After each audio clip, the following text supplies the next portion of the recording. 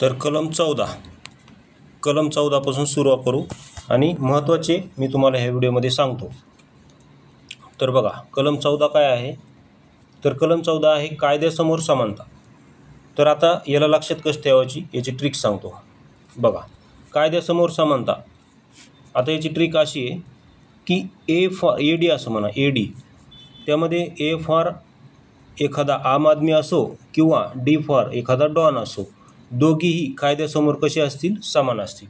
दोघांनाही एखादा डॉन जर असला तरी त्यानं जास्त टरटर करायची नाही, कायद्यासमोर सगळे समान असं लक्षात ठेवा.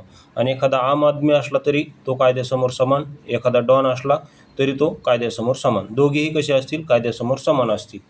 मग आता मी A फॉर आम आदमी आणि D फॉर डॉन असंच का घेतलं? कारण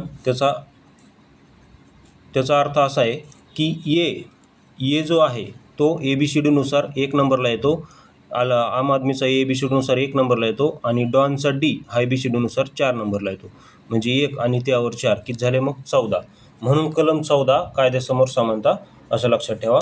एखादा आम आदमी असो किंवा एखादा डॉन असो, दोघेही कायद्यासमोर समान. म्हणजेच गरीब असो किंवा श्रीमंत असो, कोणीही असो, कायद्यासमोर कसे असतील? सगळेजण समान असतील.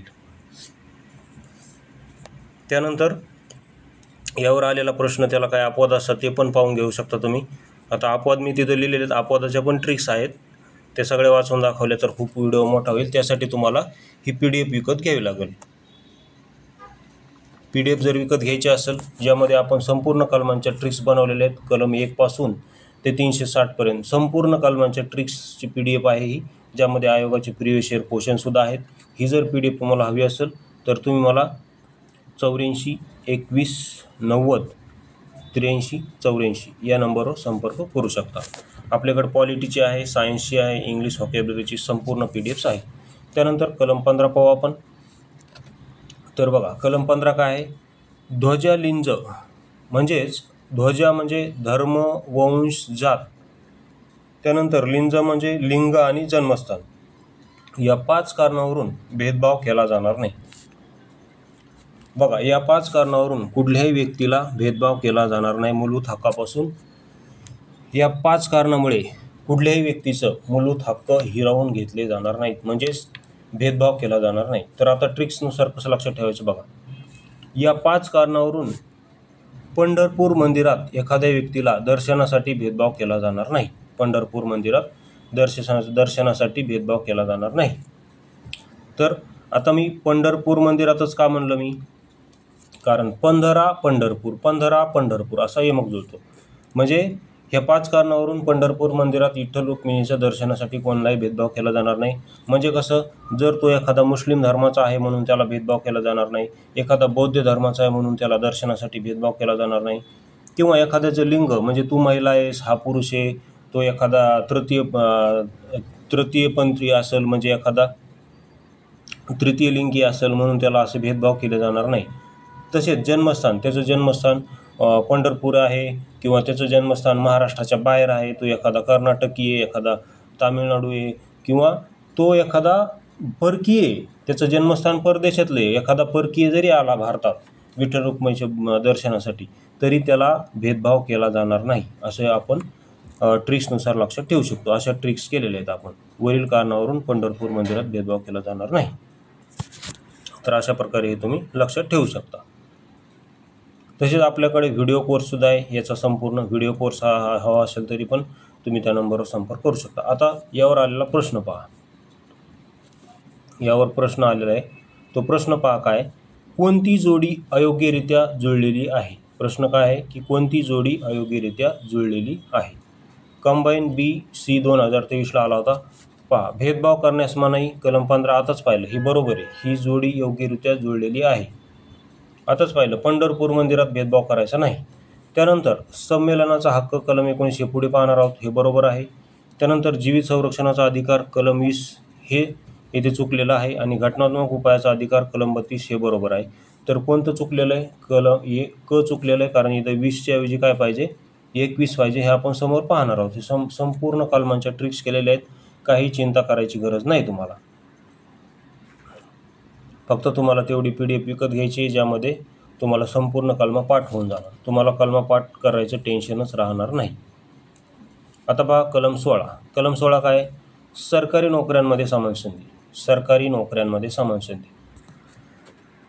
तर आपण असं म्हणू पोलीस भरतीमध्ये सर्वांना समान संधी, किंवा एकतर पोलीस भरती म्हणा, काय म्हणा, पोलीस भरतीमध्ये सर्वांना समान संधी म्हणा, किंवा पब्लिक सर्व्हिसमध्ये सर्वांना समान संधी म्हणा. पब्लिक सर्व्हिस आणि पोलीस भरती दोन्ही शब्दाची सुरुवात पीने झालेली आहे आणि पी हा ABCDनुसार 16 नंबरला येतो. म्हणून मी काय म्हणलं, पोलीस भरतीमध्ये सर्वांना समान संधी असं आपण म्हणू. कारण पोलीस भरती काय? सरकारी नोकरी. पोलीस भरती का प्रायव्हेट नोकरी आहे का? सरकारीच नोकरी आहे ना. मग कलम 16 काय? सरकारी नोकऱ्यांमध्ये समान संधी. आपल्याला तेच लक्षात ठेवायचे. सरकारी नोकऱ्या हा आपला कीवर्ड असेल. सरकारी नोकऱ्या. कलम 16 काय? सरकारी नोकऱ्या. तर पब्लिक सर्व्हिस म्हणा किंवा पोलीस भरतीमध्ये सर्वांना समान संधी असं म्हणा. कारण पी हा ABCDनुसार पोलीस भरतीचा पी किंवा पब्लिक सर्व्हिसचा पी हा 16 नंबरला येतो. अशा प्रकारे हे कलम तुम्ही लक्षात ठेवू शकता. एवढं सोपं आहे ते लक्षात ठेवायला, काहीच अडचण नाही. त्यानंतर कलम 17 पहा. कलम 17 काय आहे? अस्पृश्यता नष्ट करणे. काय नष्ट करायचे? अस्पृश्यता. तर आता याला लक्षात ठेवा. बघा, अंक लक्षात राहू शकत नाहीत, मात्र एखादं गाव, एखादं ठिकाण हे आपल्या परमनंट लक्षात राहतं, तिथं काय काय घडलं होतं ते. तर असं म्हणा, भारतात सर्वप्रथम सातारा जिल्ह्यात अस्पृश्यता बंदी झाली. कुठे झाली? सातारा जिल्हा म्हणा. आता मी जर राज्य का म्हणलं? कारण इंग्रजांच्या काळात सातारा हे राज्य होतं, म्हणून मी राज्य म्हणलं. तुम्ही जिल्हा म्हणा, राज्य म्हणा, काही हरकत नाही. फक्त सातारा जिल्ह्यात किंवा राज्यात अस्पृश्यता बंदी झाली असं आपण म्हणू. सातारा का म्हणलं?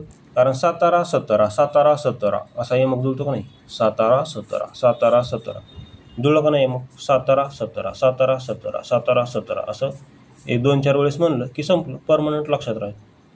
सातारामध्ये अस्पृश्यता बंदी झाली म्हणजेच कलम 17. अशा प्रकारे तुम्ही ते परमनंट लक्षात ठेवू शकता.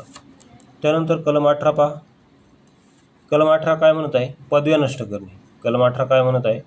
तर पदव्या नष्ट करणे. याची पण खूप भन्नाट ट्रिक आहे. तुम्ही रिवॉर्ड नष्ट करणे असं म्हणा. पदव्याला काय म्हणा? रिवॉर्ड नष्ट करणे. रिवॉर्ड. कारण पदव्यांनाच इंग्रजीमध्ये काय म्हणतात? रिवॉर्ड, अवॉर्ड असं म्हणतात ना. तर रिवॉर्ड नष्ट करणे म्हणा. का रिवॉर्ड नष्ट करणे? कारण ABCDनुसार R हा 18 नंबरला येतो, म्हणून कलम 18 आहे पदव्या नष्ट करणे किंवा रिवॉर्ड नष्ट करणे. किंवा तुम्हाला असंही म्हणा, या कलमानुसार इंग्रज काळात देण्यात येणाऱ्या राव बहादूर, कोणत्या? राव बहादूर, राजबहादूर या पदव्या नष्ट केलेल्या आहेत फक्त. राव बहादूर, राजबहादूर अशा ज्या पदव्या आहेत त्या नष्ट केलेल्या आहेत फक्त. आणि ह्या पदव्या सर्व नावं आरने सुरू होतात. राव बहादूर, राजबहादूर आरने सुरू होतात. आणि आर हा ABCDनुसार 18 नंबरला येतो. कारण भारतरत्न, पद्मश्री हे जे पुरस्कार आहेत हे रद्द केलेले नाहीत. हे अजूनही चालूच आहेत. फक्त इंग्रजाच्या काळात देणारे हे राव बहादूर, राय बहादूर हे जे पुरस्कार आहेत हे रद्द केलेले आहेत पदव्या. कळलं? आणि हे आर काय येतो? 18 नंबरला येतो, असं तुम्ही लक्षात ठेवा. तर अशा प्रकारे आपण ट्रिक्स केलेले आहेत. जर तुम्हाला आवडली असेल तर चॅनलला सबस्क्राईब करायला काय हरकत नाही. तसे तुमच्या मित्रांना शेअर करा. आणि याची जर पूर्ण PDF पाहिजे असेल तर परत एकदा सांगतो, 84 21 90 83 84 या नंबरवर संपर्क करा. व्हिडिओ पाहिल्याबद्दल धन्यवाद.